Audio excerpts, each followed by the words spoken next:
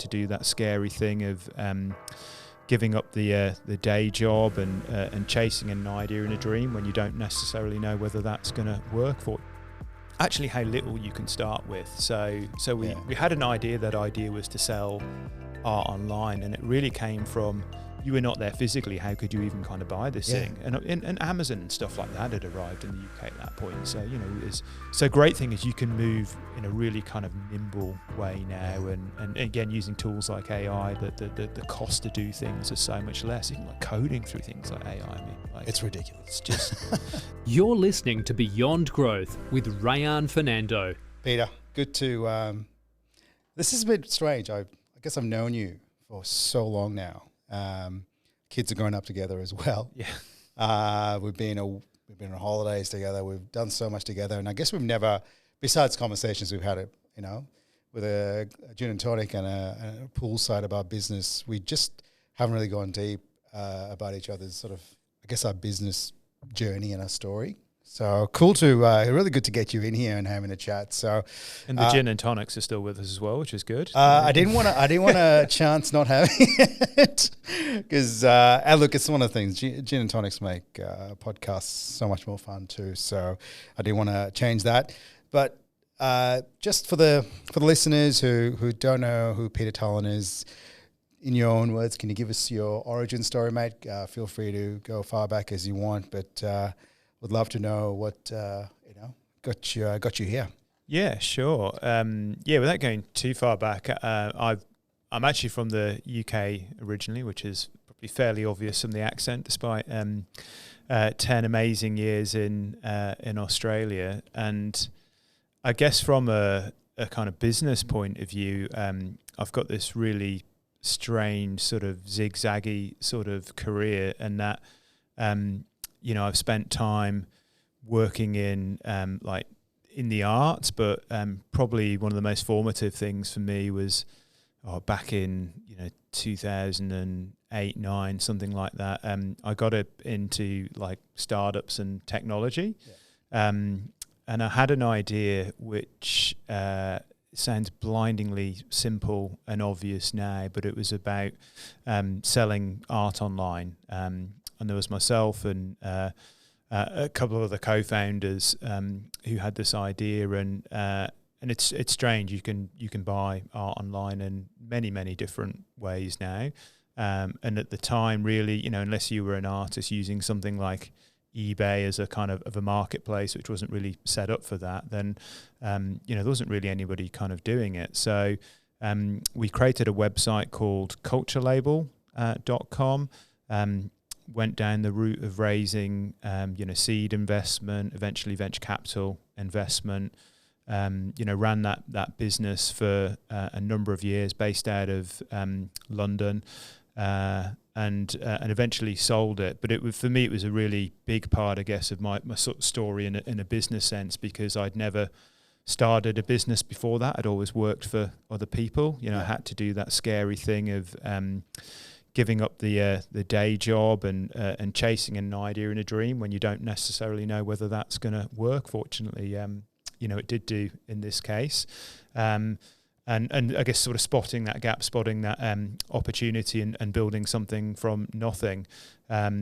And then sort of since then, I've probably one of my biggest fears is ever having to kind of work for somebody again. I'm not sure I'd be particularly employable or trainable now anyway. Culture Label we sold 2014.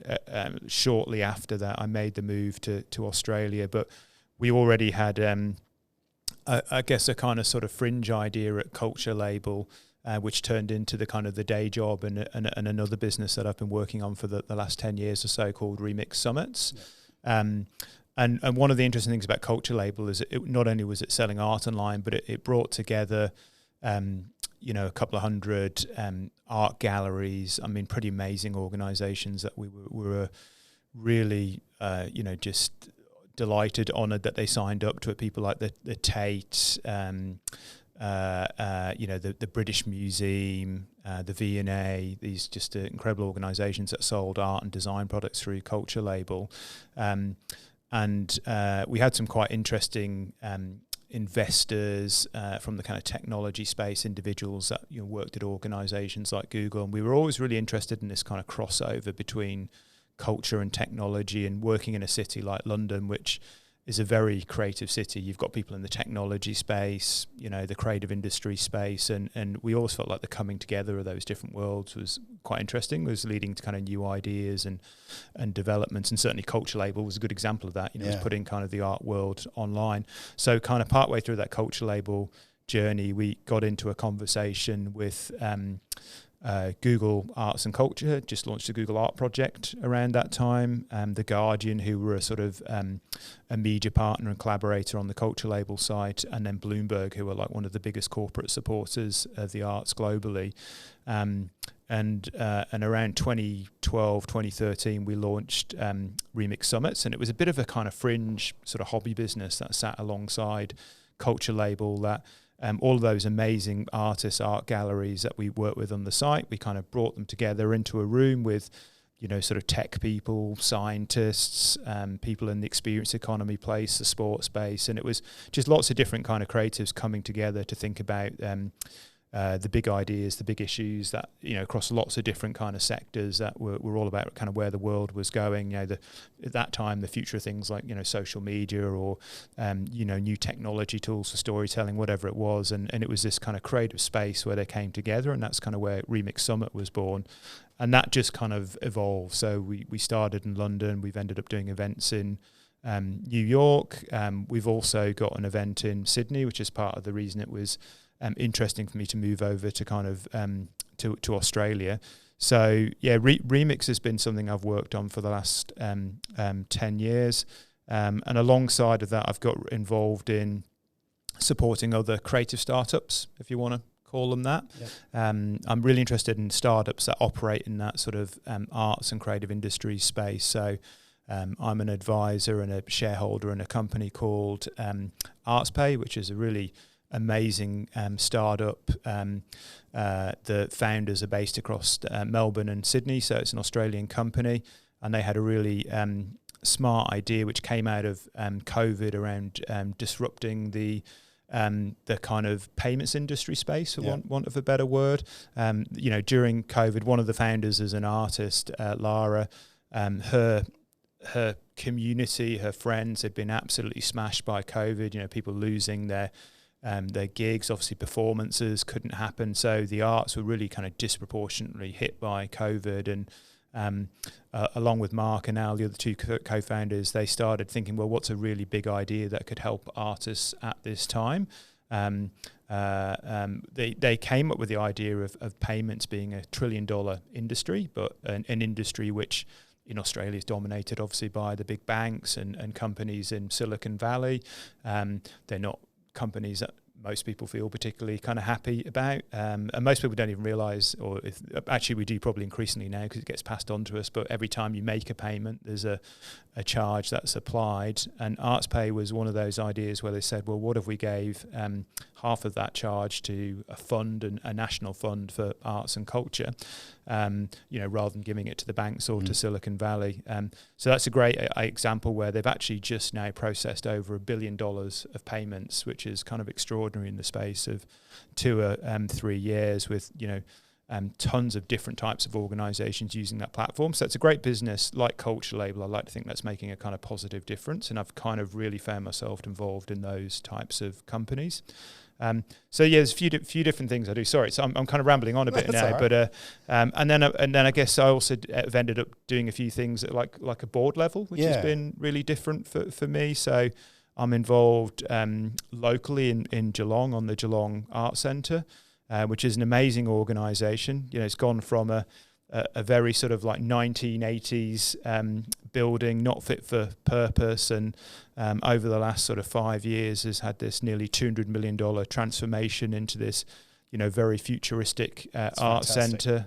This very kind of reverent design.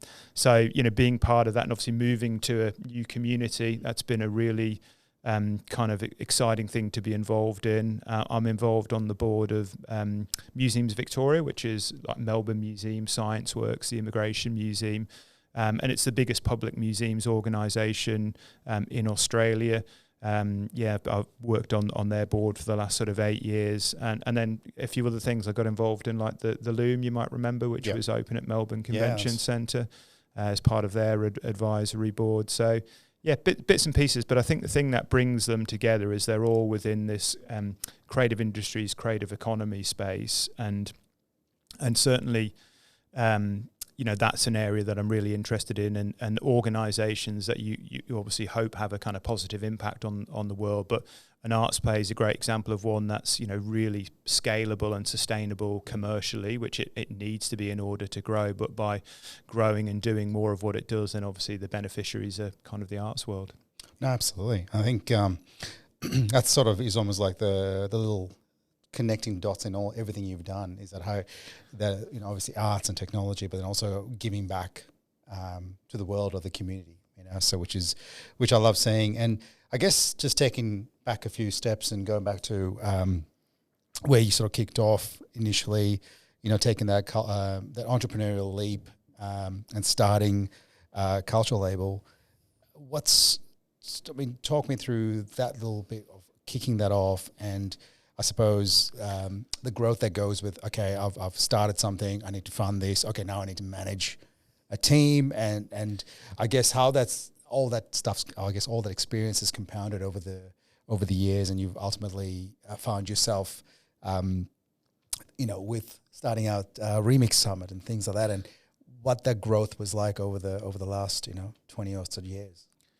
Yeah, I mean, they're quite different businesses, actually, in the sense that culture label was centered in that, kind of hyper growth startup world, and particularly around that time in London where, everyone was catching the kind of Silicon Valley bug, and startups were, all of the kind of the fashion. And so it was a very particular type of business, culture label, and especially going down that venture capital route. People expect kind of high growth. They're putting their money in because they want this return, and they're hoping you are going to be, the next Amazon or something like that.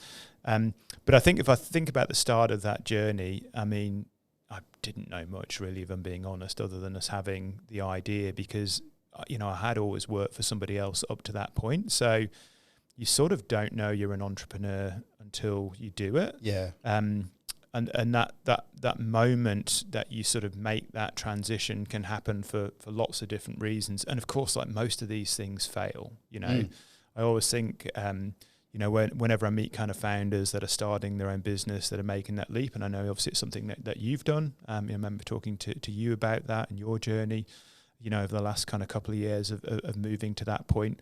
I've always got great admiration for them, because you are leaping into the unknown, and as much as you can kind of plan around a business idea, there's so much that happens when you hit the reality of it, and actually putting yourself in an uncomfortable space. Like I remember when we started, there was no money coming in, so you're living on a lot less than when you were getting that kind of reassuring salary check each month. And I remember there were times that I went without a salary, and there was one period where sort of 3 months, what little money there was, one of my co-founders got, because he was in a slightly worse position than me, and I could sort of survive a little bit longer on my kind of savings. But I remember not really thinking about it at the time, because we were so passionate about this idea, and that we were doing something, we felt really quite different, and we're just caught up in the excitement of that. And it's also amazing, like, actually how little you can start with. So we had an idea. That idea was to sell art online, and it really came from, we were sat in the ICA, which is a gallery in London, the Institute of Contemporary Arts.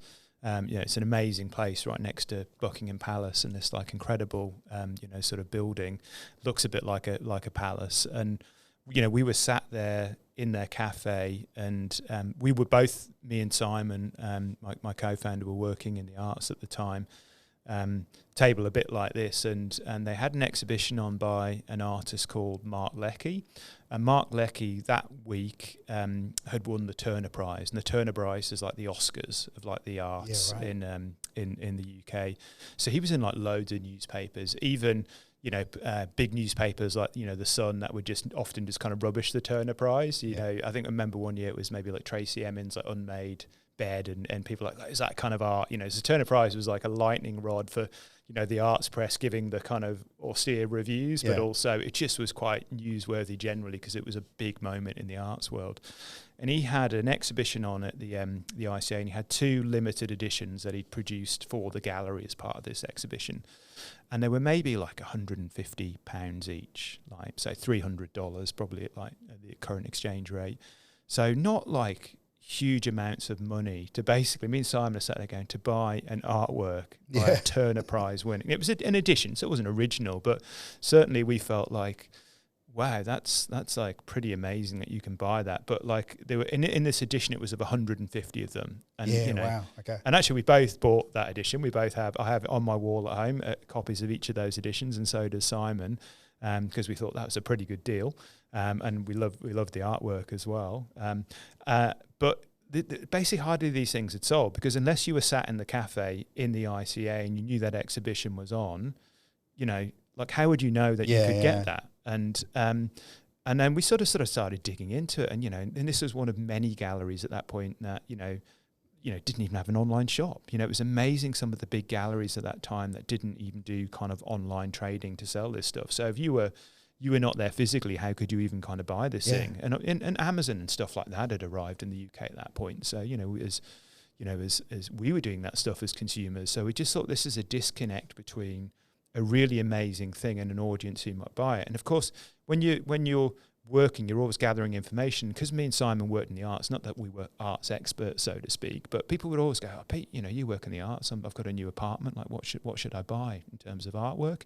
So these were questions were being asked, and you realise there was a disconnect between the kind of product that we knew about, or we knew about the galleries that could provide that product, like the ICA, and the market. So then you start sort of digging deeper, don't you? And we discovered this fact at the time that the biggest seller of art, if you want to call it that, in the UK was IKEA.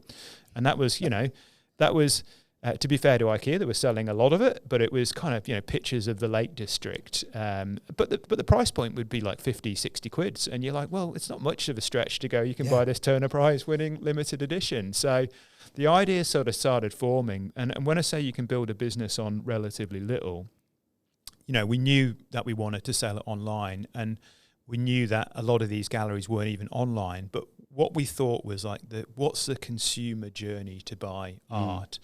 Especially a world where lots of people understandably don't know much about art, or actually might be nervous about going into a gallery. They don't know what's good from bad. Obviously they've got their tastes and what they like the look of, but it's kind of it's a bit of a mysterious world as to why something's worth what it is.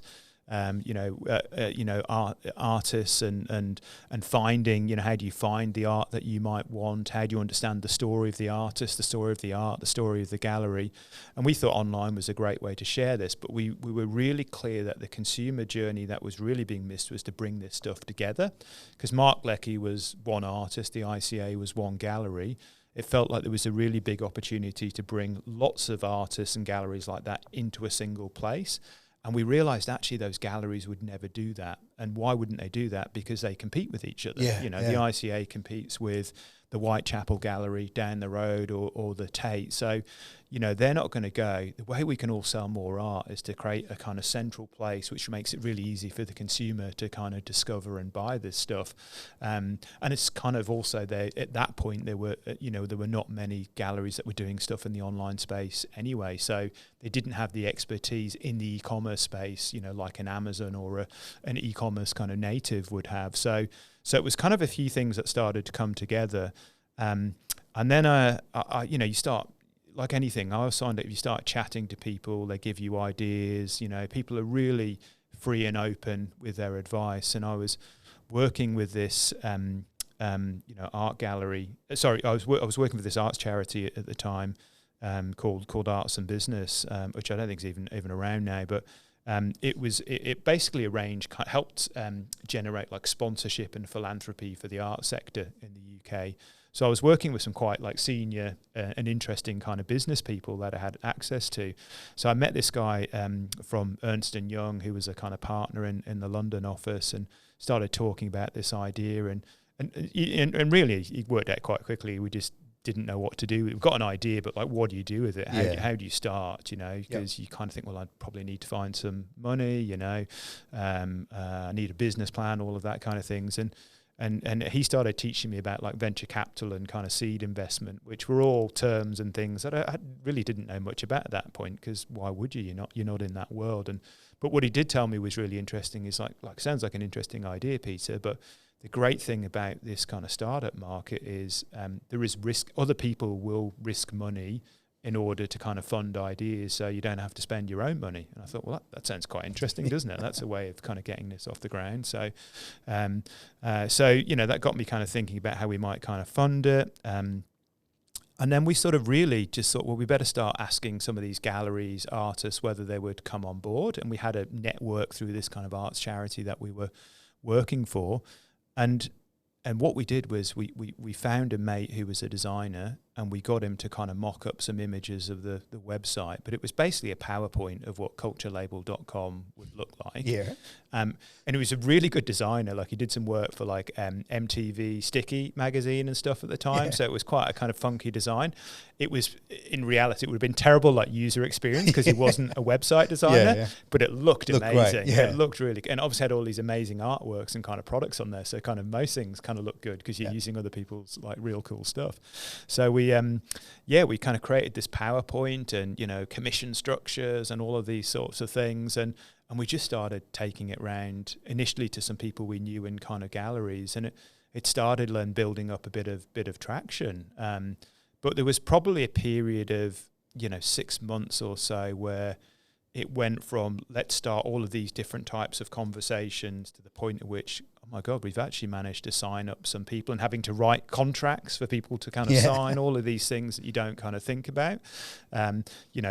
Getting to the point of having enough people where we go, you know what, this might really happen. There's enough people that are going to say yes here that we can get started, and then leveraging those people to get other people to say yes. And then we finally thought, oh God, we actually need a website, don't we? We need to build this website. And we realized quite quickly it would be nice to have lots of other people's money to build this website, but nobody was just going to give us that money straight away. We didn't really have a CV or any credibility, but we did manage to persuade a website design company to take a punt and take some equity in the business. Because one thing that Andy, this guy from Ernst & Young, he talked about equity, and actually you can give somebody a little bit of something in your business in return for them giving you something, which in this case was our website. And that then gave us the kind of physical or digital physical thing to be able to sort of move forward with this idea, and then we kind of went forward from there and kind of launched the website. And quite quickly, because it was amazing. Like I said, it was a very simple idea. But we decided with what little money we did have, we'd invest a little bit in kind of PR and sort of see if we can create a bit of a noise around it. And actually, it was because it was a simple idea that nobody else was really doing. It just kind of caught fire. So we were awesome. Like a page 3 news story in The Guardian. Back when The Guardian had a physical newspaper, it was, the launch of the site was covered in like the Wall Street Journal and the Financial Times. These are really serious, like grown up like newspapers, that you'd read about real businesses. Yeah. So, and that kind of noise. And really at that point it was, three co-founders and some interns. Really, by that point, we weren't employing anybody. We were working for kind of nothing, but it allowed us to get into some conversations with people where it was because it was out there, it was kind of real, and it was a bit more serious. We were able to tap into some kind of seed funding. And it wasn't huge amounts of money at this point. I think we raised maybe like £150,000 of seed funding, so like $300,000. Yeah. But it was enough to start, starting to be able to pay those interns. Bring in kind of 1 or 2 people, start covering some of those kind of core costs. when we realized that the website we built really wasn't the website we needed to start to make those sorts, because again, you're just learning all the way along, because you make every mistake in the book and you just hope you don't make enough mistakes that you go out of business.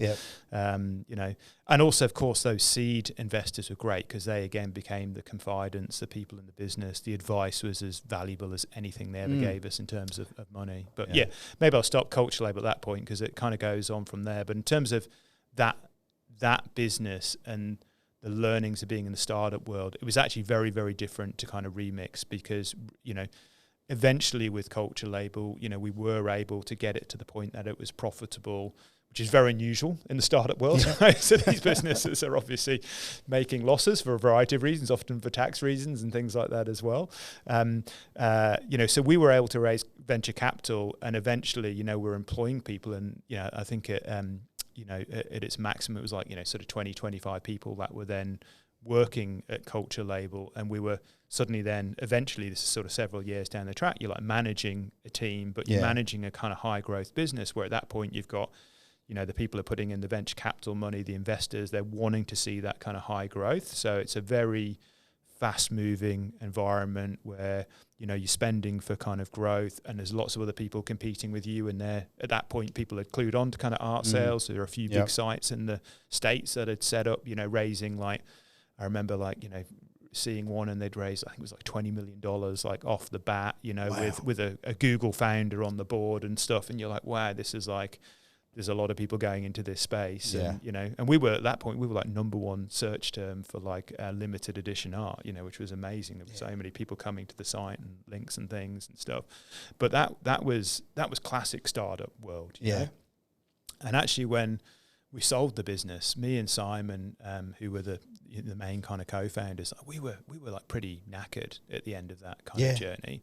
And we also realized that, I think we weren't, the bit that excited us was getting the idea off the ground, was building something, was that kind of small team where you're passionate, you're working like an e-commerce Christmas. I wouldn't wish on my worst enemy. There was literally, it felt like we signed away 2 or 3 months of our life each year where you were working round the clock, because so much of the money that goes into any e-commerce site, certainly our kind of site was around that kind of Christmas period.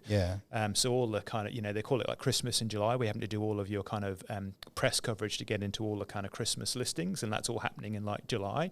And then you're working kind of round the clock. And I remember like one year we had a like massive denial of service attack like on the site, and it was down for like a day and a half, and you're just watching the money go out the door, but also thinking about your customers' experiences they can't get on this site, and then having to pay like through the nose for all of these like super servers to basically keep the wheels spinning so you could cope with the amount of kind of requests that are coming onto your site. So there was all this kind of stuff where you're like, this was like 4 or 5 years that was really, really intense. And then we had kind of Remix Summits in the corner, this amazing network of innovators around the world that were talking about their kind of journeys, and we could see that was kind of getting traction as a business in its own right, but it was kind of small, and it was at that kind of starting point, and it was also something that with me and Simon could kind of build again with a couple of other people kind of supporting us to do that. But we've built that actually in such a way that I'd almost call it a more kind of boutique business. We have the kind of London event every year. We've done them in places like New York, Istanbul, Dubai. We have the annual event in Sydney. We do an annual one in Perth as well.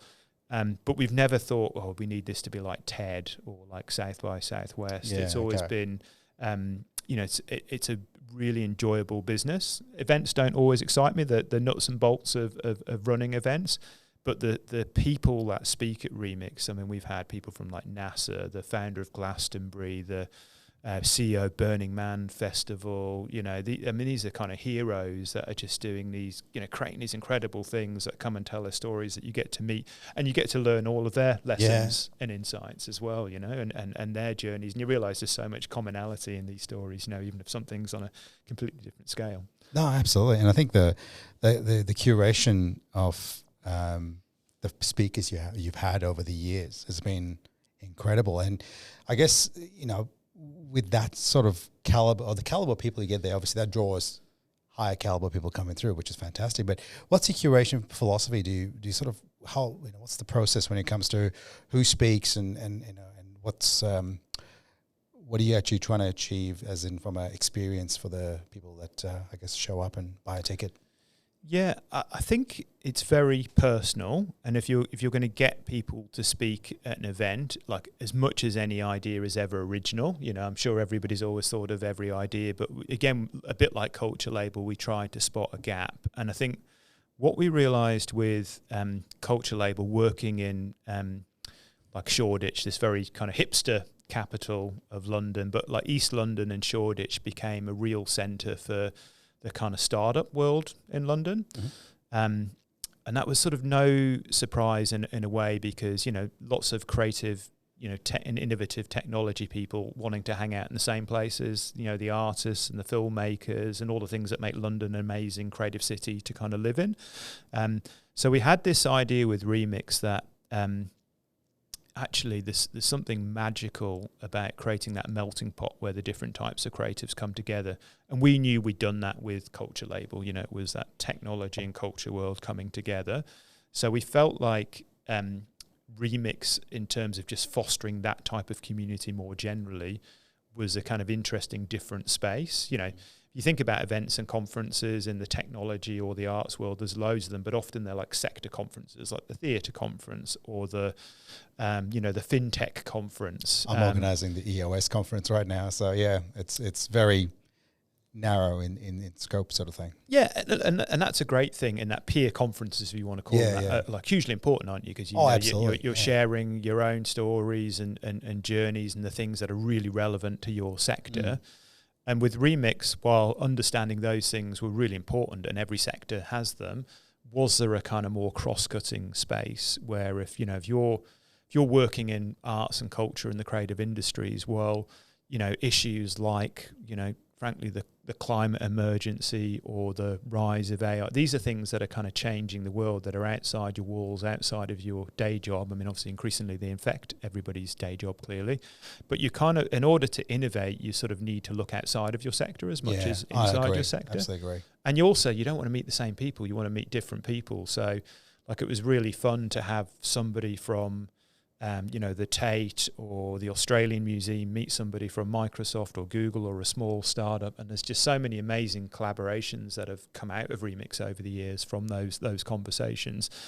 So we thought that's the gap or the space that we want to play in. And obviously we had a platform with Culture Label that definitely helped moving from one thing to another. We can invite all those museums and galleries that were already on our platform. But it was personal because Simon and myself had written this book, I don't know how we had time to do, called Intelligent Naivety. Mm-hmm. And, when we were really, with getting all this coverage in places like the FT, we had a bit of a personal profile, and people thought what we were doing was interesting. And we were really passionate about building creative businesses in that creative industry space. Yeah. So we sort of talked about this concept of cultural or creative entrepreneurship, and I'm not, I can't remember whether we coined it or not, but certainly like 10 or 15 years ago, when we actually probably nearer 20 now when we wrote this book, it was a long time ago now. Nobody was really talking about that thing, the idea of building these creative business. And now I talk about things like Arts Pay, and there's lots of people doing them, and it's amazing. But we really said, look, there should be more of these things. So we wrote this book, Intelligent Naivety. And it was a kind of like a handbook for the would-be creative entrepreneur. And it was really sort of like 150 pages of hints and tips. And it was borrowing things like, borrowing ideas from the startup space that you could apply to like a culture business, So it was really multi-industry. And how do you create businesses in that kind of culture space? So Remix really was sort of an evolution of that. You could see those creative entrepreneurs in a city like London. And it was personal also in the sense that we love some of those other creative entrepreneurs and going to see what they were creating. So like two fantastic examples that were on the first ever stage at Remix. And if you went to that stuff, you'd have known who they were, but in subsequent years, they went on to be really big deals. Was we had the artistic director and creator of like Punch Drunk. Yep. And Punch Drunk, if people don't know them, they sort of really changed theatre. Rather than sort of going and sitting in a dark room and the proscenium arch kind of theatre experience. They created immersive theatre. So one of their early shows that I went to see in London, was incredible, was called Faust, and there was an old kind of industrial warehouse in Wapping, and you went in and they created the story of Faust, where you basically walked around these 3 floors, and they were like football pitch size, and they'd built, there was a kind of cornfield in there, as I remember, a kind of diner, like sumptuous, beautiful sets. Like they worked with the National Theatre on this kind of project, and they'd literally built this kind of story world from scratch, and then dropped the audience and the actors into it. That's and you kind of, it's like free roam. It's like a computer game almost. You're kind of wandering around this kind of fictional space, and you could see that there was something in what they were doing, and they subsequently, they went on to just conquer New York. So Sleep No More, their show in New York, where you kind of wear these masks as a member of the audience, similar kind of thing, sort of warehouse space. That's now closed after 13 years. It was competing with the likes of Hamilton, for kind of box office. Every celebrity under the sun has kind of been there. And, you go back, they were a small London theatre company that had sort of just changed the art form. And, those were the kind of people that were on stage in the early days of Remix. And, Secret Cinema is another example. They did a similar thing with film. They built the world of the film for real and then put the audience into it. So they did things like a huge version of like Back to the Future in, London's Olympic Park, or Empire Strikes Back. They did, and the Empire Strikes Back show, like they put it in the UK box office for about kind of 6 weeks, and it hadn't been there probably for 15, 20 years. Yeah. Such was the scale of productions that they were doing. Like, I think it was nearly like 150,000 people went to that show, over a period of weeks. So these people were kind of changing the creative. They were creative businesses, but they were also producing, interesting cultural things. So those are the kind of people we put on stage at Remix in the early days. So there was a bit of like leveraging our existing network, going back to your question. There was kind of spotting the new players, I guess you would call it that. There was seeing a gap around this notion of creative cities and creative places, and that wasn't just about arts and culture. It was about bringing scientists or technologists in, and then inviting actually those really high-profile people in other worlds to an event that just looked maybe a bit more fun and interesting than some of the events they spoke at. So, we've had, if I think like the tech space, you know, we've had people like, Meta's global creative director, or the director of YouTube studios in New York. And, they live in New York or they live in London, and, so that's their cities. So actually it's kind of logical if you think about it. You can go and sit on stage and we'll have somebody from the British Museum or the Tate there. These are other creative people that are, part of the fabric of the cities in which they live. And it's not just like another tech conference, So they sort of go, well, there's a kind of a reason or a cause or a mission that sits behind this event, which is like, how do we make London a more creative or innovative place? And actually, if I get to kind of meet some people and have some different types of conversations, and then obviously over a period of years, you can then point to, all of these collaborations and things have come out of the event. So that's the value of what we're doing for the arts world or for the technology world. And I guess, you sort of, you create a brand and a kind of momentum. And of course, yes, it becomes much easier then when you can go, the founder of Glastonbury spoke at the event, here's a list of people that's kind of done it. But again, I would say like Culture Label, it still started by spotting a gap, starting small. You don't know whether these things are going to work necessarily. And I'm sure there's lots of events that they last a kind of year or two, and also they run out of steam. So how do you keep reinventing it? So for us, the curation's always been really personal. But once you get to a certain scale, you can also put out, the call for speakers, and people will self-identify as to whether that's their world, that's their community. So these days we do rely on people all the time proposing ideas for talks. And obviously, if you can be really clear about what your brand is, who's involved, then it makes it much easier for people to kind of identify whether they want to attend, they want to propose a kind of talk.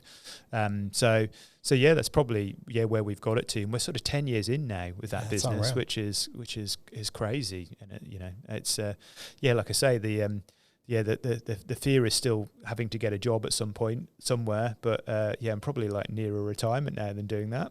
Hope so, mate. Yeah, it's definitely.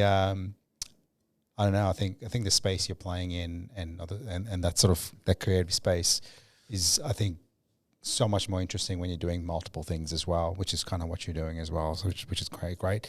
That, you know, you sort of touched on it before, that I guess the evolution or revolution when it comes to that immersive experience, because you've talked about it with me in the past quite a few times, and it's something that obviously you know, especially with technology in play, you're sort of really passionate about. What do you see that's missing in Australia? Because you talked about some of the amazing, I think it was a Harry Potter immersive experience as well, you mentioned in the past, as well as obviously the Back to the Future and Star Wars. Yeah, and things like Meow Wolf and other things. What's I guess we've had a little bit of that in Australia from what I've seen, but what do we need to do to sort of, I guess, bring that more into the mainstream and get people interested? Because I feel like I don't know, it's probably me not being involved in the arts as much, but I feel like there just doesn't seem to be that attraction here to want to go see those things. Yeah. It's an interesting one, because, you know, if we were having this conversation in, let's say, Paris or London or LA or New York, where there's so much of this stuff, like it wouldn't even be a question as to whether, you know, we're going to do these things. Yeah. And I've just actually a couple of years ago written a report for the British Council around it's called the Immersive Revolution, which people can kind of check out. It's free. You can download it from the Remix Summit's website, that looks into kind of just the growth and the trends in this space. And on the back of that, we did a panel at Remix, which looked at, you know, is Australia missing the immersive revolution? And there's definitely stuff happening here, and there's been some great things like, you know, the Loom that I mentioned that I was involved in. Luna Park in Sydney has had things like the Stranger Things and Squid Game immersive experience. You know, they've invested about $40 million in immersive experiences more broadly. So there's some people, and then there's Bluey, the Bluey World thing now, which is there in Sydney.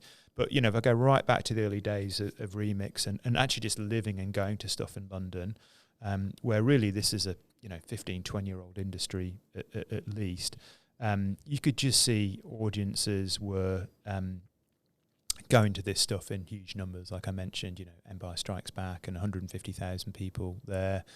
You know, punch-drunk shows like The Drowned Man in Paddington, I think that was like a couple of 100,000 people went to a lot of younger audiences, people who aren't necessarily going to more traditional arts and cultural experiences. And I guess what they love about it is, you know, it's much more informal. I mean, there's, you know, it's not for everybody to sit in a black, darkened space. You know, if you're going on a date and you can't talk to the person next to you, or the food isn't great, or, you know, you've got to sit still and watch something for kind of 2 or 3 hours. What immersive offers is, you know, you're choosing your own adventure. It's interactive. It's engaging multiple senses. You know, it might be the projection stuff or sound or smell.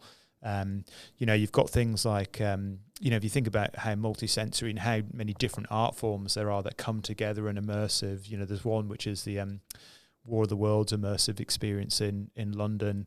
You know, there's bits of it that are projection. There are bits of it where you're, you know, if you know the story of War of the Worlds, you know, you might be in a house and there's kind of actors. There's bits where they use virtual reality. There's a bit in War of the Worlds where there's a Martian attacks, a Royal Navy warship very unsuccessfully attacks a Martian and comes a cropper. But, you know, this shows in a warehouse, but you've got to have a pretty big warehouse to have a you know, Royal Navy warship. So, you know, that bit, you know, you put on a kind of virtual reality headset. And there's one in Melbourne. You can do a Titanic virtual reality experience at the moment. Cool. There's Horizons of Khufu, which has recently been in Sydney, where you can travel back to kind of ancient Egypt. So, like these things are happening, but in somewhere like London, in the report, we realised actually there was like 40 to 50 things happening at any one point. Wow. You know, in a calendar year, and some pretty like big investments that were going in there. So like Excel, which is one of the biggest convention centres in the world, just spent, you know, nearly $300 million on a whole like immersive wing. You know, a lot of very like commercial stuff that's going into there, like, you know, like the Friends experience or Elvis Evolution, which has just gone into there. Outside Battersea Power Station, like multi-billion-dollar renovation. They've got a big temporary pavilion where they have a lot of these experiences. So you can see like the level of money and investment that's going in. And you know, we think about Broadway or the West End as like a cluster of theatres and jobs, creative IP. You could see in London, and I think Paris, like I say, LA, New York have got similar things going on. There's always almost like a cluster of immersive experience companies. And when you think about like Australia's economy, there's a huge opportunity because in the UK, it's got really big film, really big kind of games economy. These are all the kind of things that are going into immersive. And if people haven't been to these experiences, I'd encourage you to kind of check them out because they're pretty crazy and they will come to Australia. Like we brought over, there's two, just because they're really interesting examples of it that we brought over to Australia through Remix. One is Meow Wolf, and there is maybe a story for another day where we almost got this in Geelong. But Meow Wolf were almost like, ragtag, penniless artist collective in Santa Fe in New Mexico. Santa Fe's got a population of about 90,000 people, so it's a pretty small place. Yeah. There were kind of film people in that collective, visual artists, games designers. For a number of years, they would do these kind of like one-off installations. And Vince, Vince Cadlebeck, who's one of the main co-founders who came over to talk about this, would talk about that, they had no money. It was almost like dumpster diving. They would find things, they'd build these kind of installations. And they built this one called the Due Return. It was this amazing, like steampunk sailing ship in a warehouse. That's cool. And it was there for a number of kind of weeks. And he said it was weird because like it was really successful. We had queues around the block. Like people really loved what we were doing. And he said it was sort of commercially successful, not in the sense that the tax man would want to know about because he had shoeboxes of cash kind of under his bed. But they would kind of like take this thing down after a number of weeks. They would all be just absolutely, knackered. Yeah. And then, he realised that actually... Just give me 30 seconds. If you're based in Geelong and you're looking to connect, grow, and be a part of a supportive business community, you need to check out the Geelong Chamber of Commerce. When I started my first business, the Chamber had a great impact on my growth. And now with my new business, it continues to play a big part in helping me grow. I believe in it so much that I'm now on the board. So if you're running a business in Geelong, I can't recommend joining enough. Find out more by heading to geelongchamber.com.au. Now back to the show. What they needed to do was invest in like a permanent story world. It was permanence that was going to change their fortunes, and they had something. They could really create a kind of permanent story world. So he went to George R.R. Martin of Game of Thrones fame, who happens to be like the celebrity resident of Santa Fe. And Vince had worked for him like he's got a cinema, like an art cinema over there. So he kind of knew him, and he basically said, look, this is what we've been doing. And, I'm kind of paraphrasing the story, but there's a really great documentary that you can actually follow the story of this and how they built this kind of experience. And he basically managed to persuade George to take a lease on a like redundant, empty old bowling alley called Silver Lanes, and it was in a sort of 1970s era sort of building, and it was about 20,000 square feet, and they turned it into this like choose your own adventure story world. So you go in, and they built it for not much actually as well. It was pretty like DIY, very low budget. You kind of went in there and you found this kind of Edwardian house. The house is empty, and you're wandering around the house and you realize there was a family there and something's happened to the family, and eventually you open the fridge or you open the door on the washing machine and you can go through these seemingly ordinary household appliances, and there are a portal into the weird and wonderful multiverse of Meow Wolf, which is like 70 different artist designed rooms. Wow. And you kind of wander around this kind of space, and you can decide where you want to go as an audience member. Some of the spaces and even like double as kind of like gig spaces. It's a kind of just a really interesting, like when you think about art spaces, it was so unlike anything that had existed really before.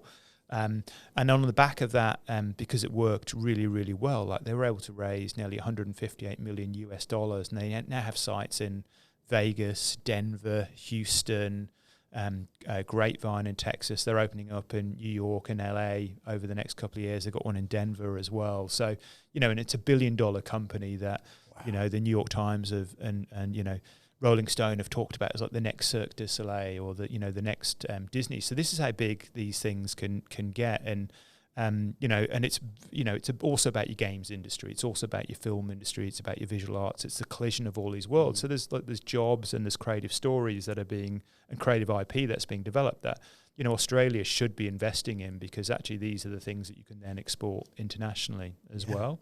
So I absolutely think it's kind of here now.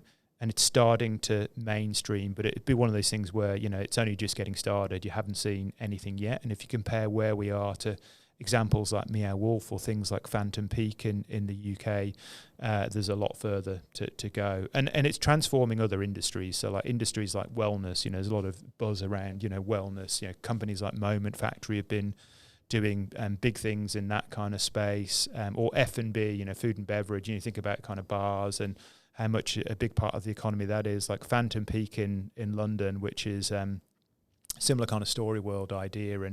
And Nick Moran, who came over and actually hung out with me for a little while in Geelong as well. You know, he's built this like 3,000 square meter space in Canada Water. This is not tourist London. This isn't kind of, you know, the place where people go when they go to visit London. And in this warehouse, he's built this. Again, it's very like steampunk and Wild West. There is a bit of Wild West now in Canada Water in London, and you go into this sort of fictional universe, and it's just been voted the #1 immersive experience in the world by Blue Loop, which is kind of one of the industry publications.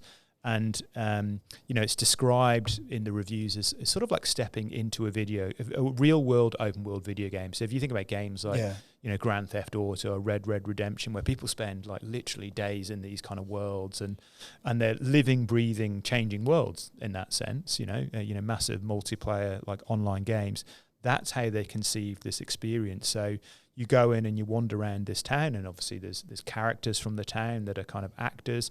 It's got this amazing kind of app and screen-based system where, you know, you could go, and the average visit time is like 4 hours. So again, if you're a bar, this is great. You know, if you can get people to sit there for 4 hours and drink, you're paying a fee to go in as well as the ticket price on top of it. So you're in this place for, let's say, our 4 hours. You can just hang out with your friends and enjoy being in this world. But you can then use the kind of quest system, and there's something like 25, 30 different unique quests. Wow. So you can then kind of peel back the layers and dig deeper. So, you know, there's like Reddit forums of people, you know, solving the mysteries, and their repeat visitation's kind of off the chart because it changes every quarter. You've got to get through the group of quests, but then every quarter it changes. So they have like seasons, so they give you reasons to kind of come back, and you sort of think, well, that's immersive plus, you know, food and beverage. And, you know, you realize that actually this thing's not just its own category, but it's impacting lots of other categories as well. And the predictions are that the market's something like 28 billion globally at the moment, like US dollars. Wow. And I think it's predicted to get to, I'm trying to remember the figures, I think it's like 330 billion, but I know it's like a 15 times increase by 2030. So if you want a kind of hot space, then that's an area to kind of look at. But again, like, why did I jump into that? Well, frankly, I was just going to this stuff. You know, that's why I put these people on stage at Remix. That's why I've got involved in reports, businesses of that nature, because I think like any business, if you're going to put so much time into a startup or a business, if you're not passionate about it, then, you know, you're probably not going to see it through. So if you can find a business thing that aligns with your passion, it's probably the biggest tip of all, you know? No, absolutely. Absolutely. I totally agree. And I think, I mean, I could just imagine just being able to hang out in that sort of immersive experience for hours. I can't comprehend it, but I would love for that to come to Australia, because I think, you know, just, you know, like you said, food and bev, you can sit there, experience it, and play a real life game as well. Like, that's amazing. Amazing stuff. And look, it's, you touched on a little bit, and I guess it's we're in it at the moment. You know, it's a hot topic, I guess, around the world, but with AI. So interested in the little bit of time we have left with you in regards to what are your thoughts on how AI is going to impact that immersive space? Because I feel like there's a lot that can happen there, but also how is it going to impact arts in general? Because, you know, that seems to be one of the areas that seems to be getting not tweaked as such, but definitely impacted in certain different ways that aren't necessarily a positive way, but just, would love your thoughts, because I know you. I've known you for a few years now, and I know how much of a tech head you are, right? So you just got to walk into your office and see all the game consoles and all the old tech and the new tech and the new tech and the new tech. There's quite a lot of tech. So yeah, interesting to see, because I feel like it's one of the spaces that you don't want it to be impacted, but if it can enhance it, it'd be amazing. But to what degree?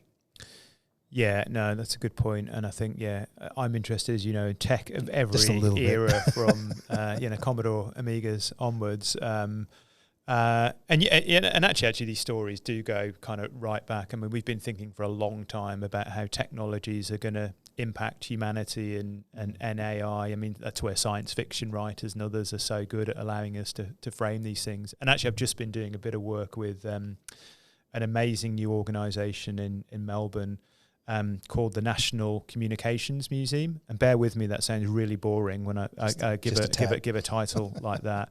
And it's anything but. It came out of Telstra's collection, but it's a much broader technology collection. Okay. And it's this really small little museum, which is really all about kind of helping people, citizens, think about the future, but through that framework of technology and where it's gone over the last, certainly 50 to a kind of 100 years in particular. So, and they try and bring that alive actually in quite an immersive way. Oh, awesome. So first of all, if you go around there, it's an absolute nostalgia fest, from, burger phones to old, Telstra phone boxes. But they're trying to kind of place that technology in context of where it's going, where it started, and how it's going to change us going forward, how we'll change it. So they've got things like they've built Australia's first internet cafe, which actually does have a Commodore Amiga connected to the internet into it, which I was particularly excited by. But it's kind of, it's taking kids and school groups back to like a world that we would have known kind of growing up. But, for them, they've got no necessarily any context or history as to where this stuff's come from, or they play around. They've got this amazing dark room with the Telstra phone box in it, but when you pick up the phone, it's telling you stories and sort of things like that. Cool. So look, anyway, I digress as always, but that's one to check out. In terms of kind of AI, I actually think an immersive. I actually think it's kind of multiple technologies that are just changing the game actually. So I talked about the growth of immersive entertainment. If we did nothing, if there were no new kind of creative providers from today, that sector will kind of boom anyway because of what's happening in the technology space. So if you think of the advances in areas like, virtual reality, mixed reality, AI, a lot of these are what you would call immersive technologies, certainly things like, VR and XR and other things. And the leaps that are happening are, they really are, we talk about, things are getting faster all the time, but the changes are pretty profound that are happening. If you take sort of virtual reality, maybe we're not quite in the realm yet where we were all meant to be sort of sat at home with the headsets on by now in that sort of, Ready Player One, sort of dystopian future. But, I mentioned things like Horizons of Khufu, that ability to step back into time, into ancient Egypt. Now, that experience has sold over 1 million tickets globally. Wow. And what's interesting about it is it's not a solitary experience, it's shared virtual reality. Yeah, okay. So, you go into a space and, there might be 50 other people, you're all putting the kind of headsets on. So you can see the people around you. Now you're seeing an avatar at the moment, or you're seeing somebody's kind of hands. It's not kind of perfect, but you're doing it as a kind of shared, exploring these things together. You're doing it as a shared experience.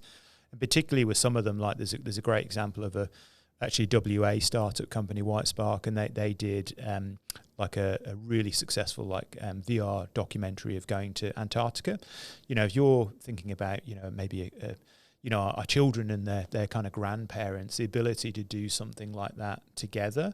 And you can obviously do that in a quite high resolution film, but it's not truly interactive like something like the Horizons of Khufu example, which is computer generated.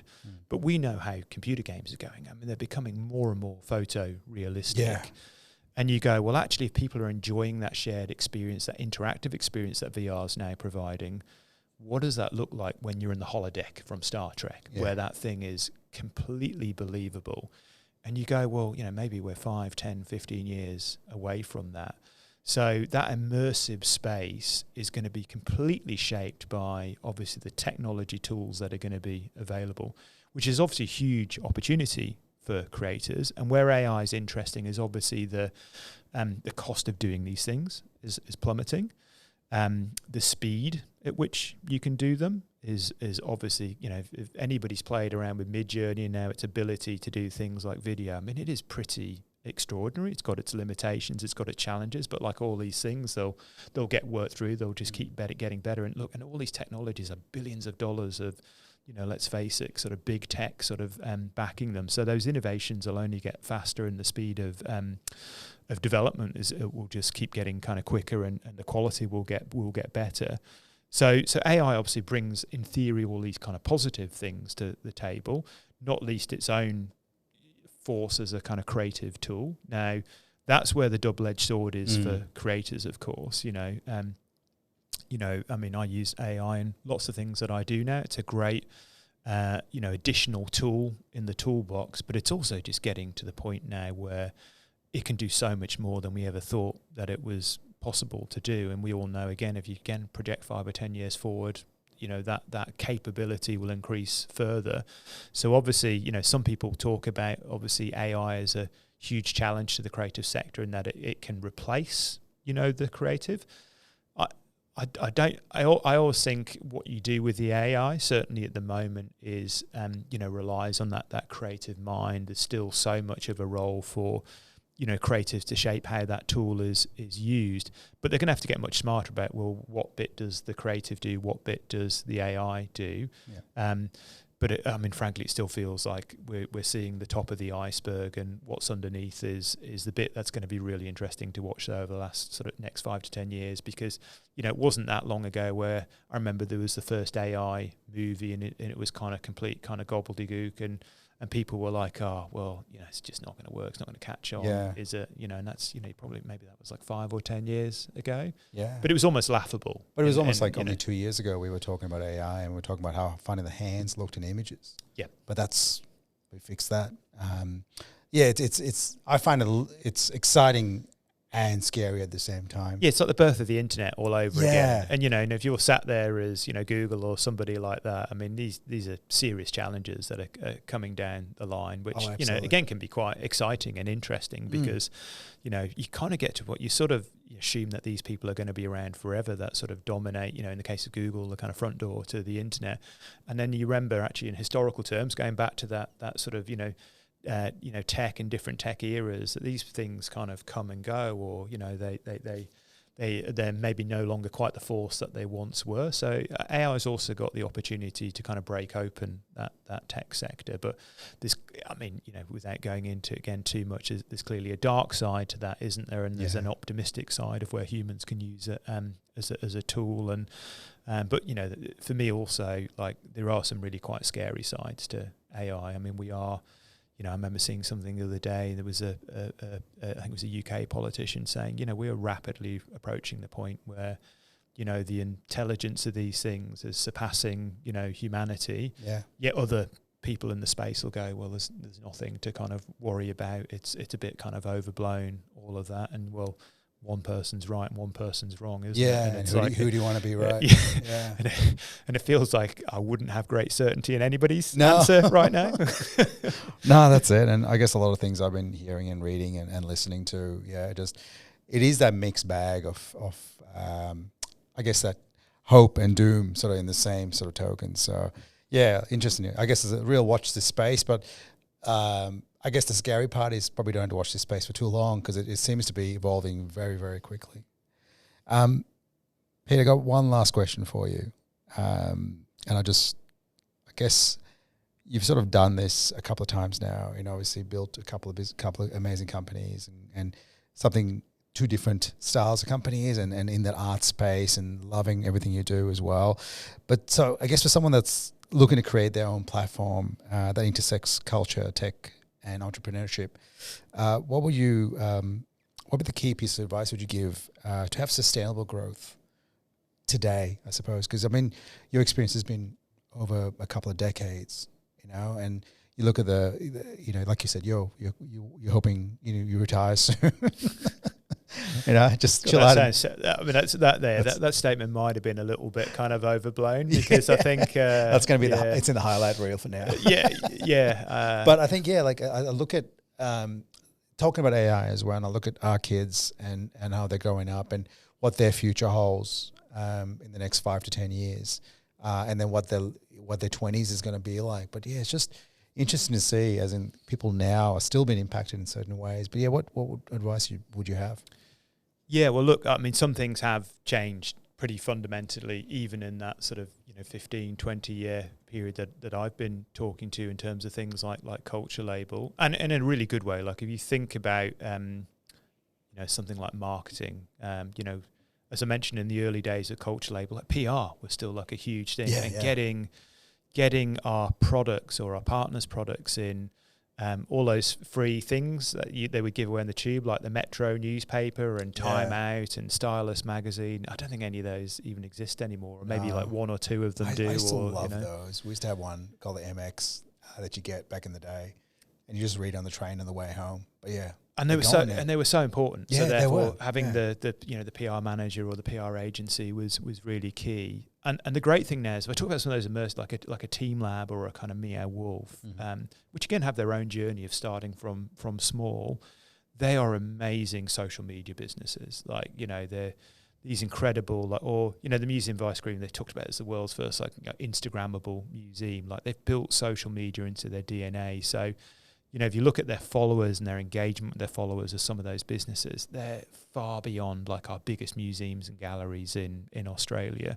And it's been built up in a period of months or years, and all of those other institutions have been around since the dawn of social media. So, great thing is you can move in a really kind of nimble way now, and again using tools like AI. That the cost to do things is so much less. Even like coding through things like AI. I mean, like it's ridiculous.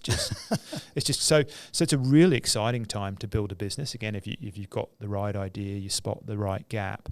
But I think in terms of some of the things that are the watch outs or the learnings, I don't think they ever change. I still think that period of just talking to as many people as possible. It's amazing how generous people are with their time.